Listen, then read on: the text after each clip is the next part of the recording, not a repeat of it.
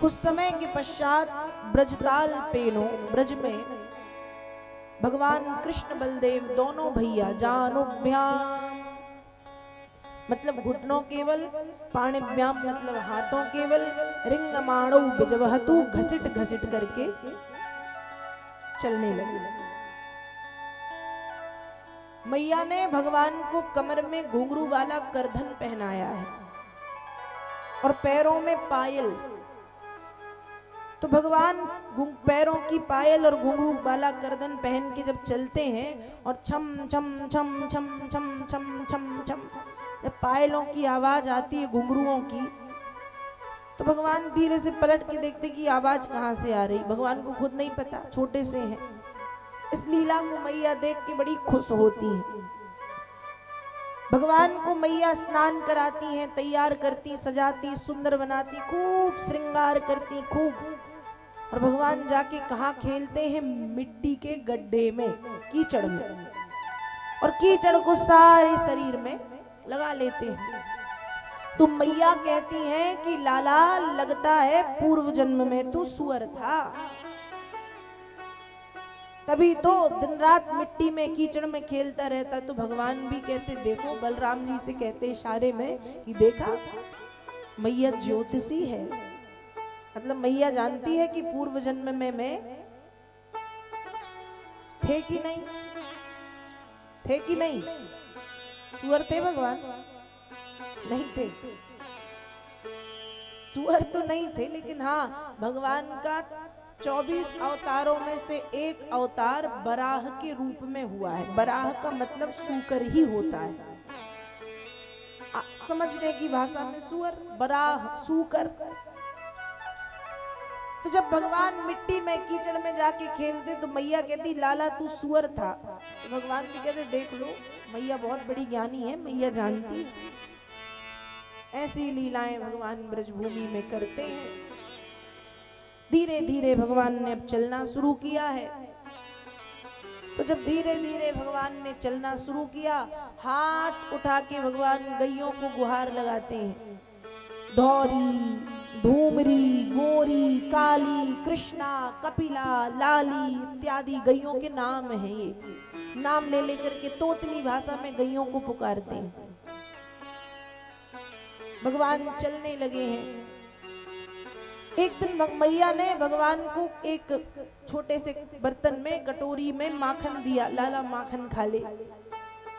अब कटोरी में माखन लेके लाला पूरे महल में डोले, घूमे, और घूमते घूमते अचानक भगवान एक शीशे के सामने जाकर के खड़े हो गए। कहाँ खड़े हुए? शीशे के सामने। और जब भगवान शीशे के सामने जाके खड़े हुए, अपने आप को भगवान ने देखा, तो पहली बार देखा है तो सोच रहे ये शीशे में कोई दूसरा लल्ला है। तो अपनी माखन की कटोरी उस शीशे वाले लल्ला को देते और कहते ले लल्ला जरा सा माखन तू भी खा ले। अब जैसे ही कटोरी छोड़ी तो कटोरी गिर गई। अब सामने कोई हो तो वो पकड़े, और कटोरी जब छूट के गिरी तो भगवान कहते अरे तू अब तो, अभी तो मांग रहा था, अब नहीं खाता है, तू कैसा लल्ला है। इस लीला को देख करके मैया बड़ी प्रसन्न होती, इस लीला को देख करके मैया बड़ी खुश हो जाती। क्यों? क्योंकि हमारे यहाँ एक कहावत कही जाती है, लालना के गुण पालने में नजर आते। मैया समझ जाती कि हमारा लल्ला खूब सबको देगा, किसी से कुछ छीनेगा नहीं। ऐसी लीलाएं भगवान ब्रज में करने लगे। धीरे धीरे भगवान और बड़े हुए तो अब भगवान की शिकायत आने लगी, मतलब भगवान ने चोरी करना प्रारंभ कर दिया। वेद व्यास जी भागवत में लिख रहे हैं, एक दिन की बात है, सुबह सुबह, एक दिन की बात है, सुबह सुबह लगभग 15 से 20 गोपियां मैया के आंगन में आकर के खड़ी हुई और मैया से कहती अरे यशोदा तेरो लाला बड़ो उपद्रवी है गयो, मैया रोक लियो अपने छोरा को। मैया बोली का कर दियो लाला ने? गोपियां कहती मैया ये पूछो क्या नहीं करता तुम्हारा लल्ला। मैया बोली चलो यही बता दो क्या नहीं करता।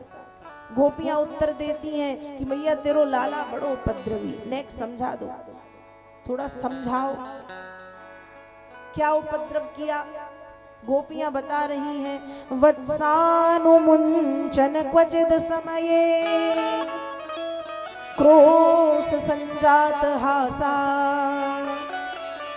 स्तेयं स्वादवत्यदधिपया कल्पितै स्तेय योगै मर्गान् भोक्षन विभजति सचेन नाति भाण्डं भिनत्ति द्रव्यालाभे शग्रह कुपितो यातुत्कोसितो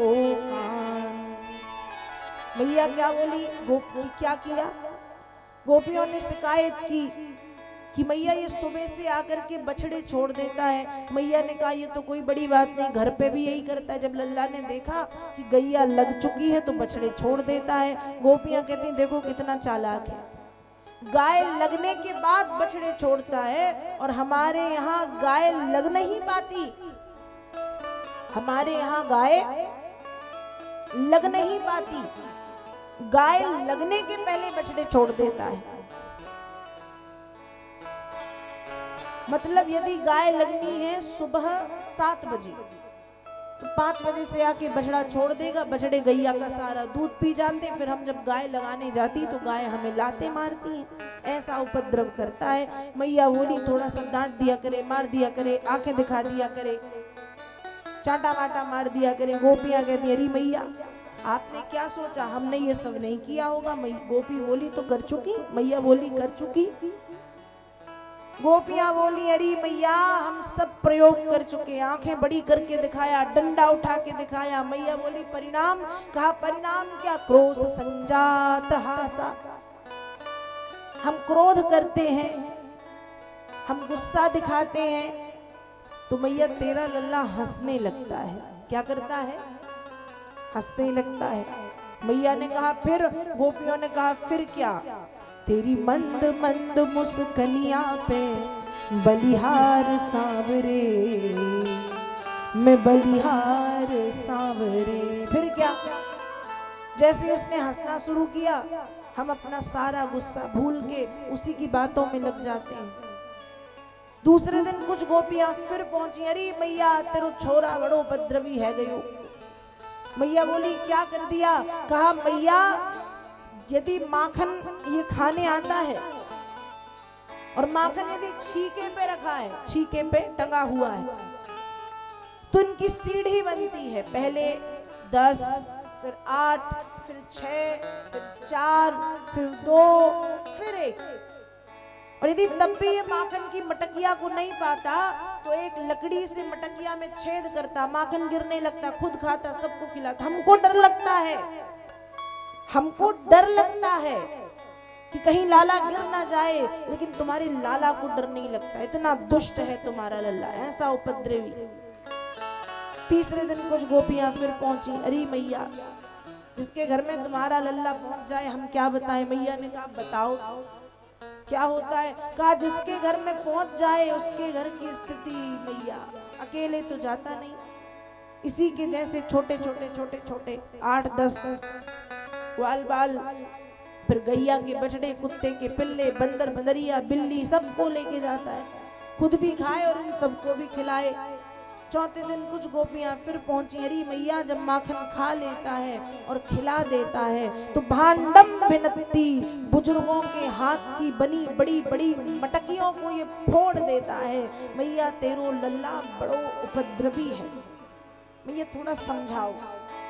शिकायत में लेकर के गोपियां भगवान को, भगवान की शिकायत ले लेकर के मैया के पास आती हैं। ऐसे भगवान जैसे जैसे बड़े हो रहे हैं भगवान का उपद्रव बढ़ता जा रहा है, बढ़ता जा रहा है। एक दिन की बात है, भगवान एक गोपी के यहाँ माखन चोरी करने के लिए गए, और जब भगवान माखन चोरी करने के लिए गए तो गोपी ने आके भगवान को रंगे हाथों पकड़ लिया। भगवान ने माखन की मटकिया में हाथ डाल के एक बार माखन खाया ही था कि गोपी ने हाथ पकड़ा और गोपी कहती लल्ला तू आज पकड़ में आया है। तेरी मैया खूब कहती कभी पकड़ के लाओ, कभी पकड़ के लाओ, आज चल तेरी मैया से तेरी शिकायत करती हूँ। भगवान ने कहा री गोपी मैया देख, तेरा मेरा घर बिल्कुल पास पास है ना, तो मुझे लगा मेरा घर है, अपना घर समझ के मैं घुस आया। और मैं माखन चोरी वोरी नहीं करता, मैं बस माखन का स्वाद ले रहा था। गोपी बोली अरे अरे कन्हैया, तेरे बहाने, और तू प्रतिदिन नए बहाने बनाता है, लेकिन आज तेरे बहाने में मैं नहीं आऊंगी, तेरी मैया से तेरी शिकायत करूंगी। गोपी ने हाथ पकड़ा, हाथ पकड़ के भगवान को ले जा रही है। भगवान ने सोचा क्या करूं क्या करूं क्या करूं क्या करूं। अब गोपी खूब लंबा घूंघट लिए है, दूसरी तरफ से गोपी का पति आ रहा था। भगवान ने कहा समझ गया क्या करना है। जैसे ही गोपी का पति पास में आया, भगवान ने गोपी से कहा ये वाला हाथ छोड़ के ये वाला पकड़ लो, दुख रहा है। अब गोपी भी जानती कि छोटा बच्चा है, हो सकता है दुखने लगा हो। हाथ छोड़ा, जैसे ही छोड़ा पति पास में आ गया था, पति का हाथ गोपी को पकड़ाया, भगवान चल दिए, पहले से जाके मैया के पास में बैठ गए। अब यहाँ गोपी को लगे कि पति का कन्हैया का दूसरा हाथ, और पति को लगे कि मेरी पत्नी मुझे कहीं ले जा रही है। गोपी हाथ पकड़ के ले जाती गई, जाके मैया यशोदा के सामने खड़ी और मैया से कहती देख मैया, आज तेरे लाला को रंगे हाथों पकड़ के आई। और भगवान जब शांति से जाके वहां बैठे, उसी समय मैया समझ तो गई कि इसने कुछ किया है, कोई खुरापात, तभी इतनी शांति से बैठा है। और भगवान भी हंस रहे हैं। और गोपी पहुंची, देख मैया आज तेरे लाला को पकड़ के लाई हूं, देख तेरो लाला। मैया बोली अच्छा एक बार घूंघट खोल के देख ले कौन है। गोपी बोली अरे ना मैया, जरूरत नहीं है, तेरो ही लाला है, आज खूब जांच परख के देख के आई हूँ।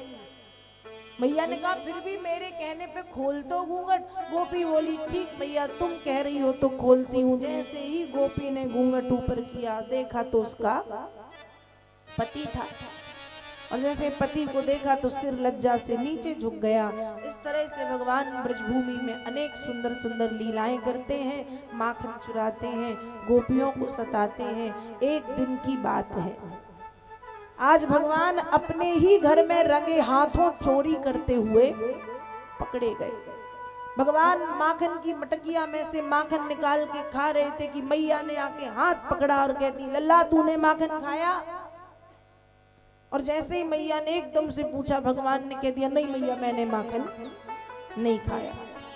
भगवान भी कितना झूठ बोलते हैं, मटकिया के सामने खड़े हैं, हाथ में माखन है, मुख में माखन लगा है, और मैया से कह रहे हैं मैंने माखन नहीं खाया।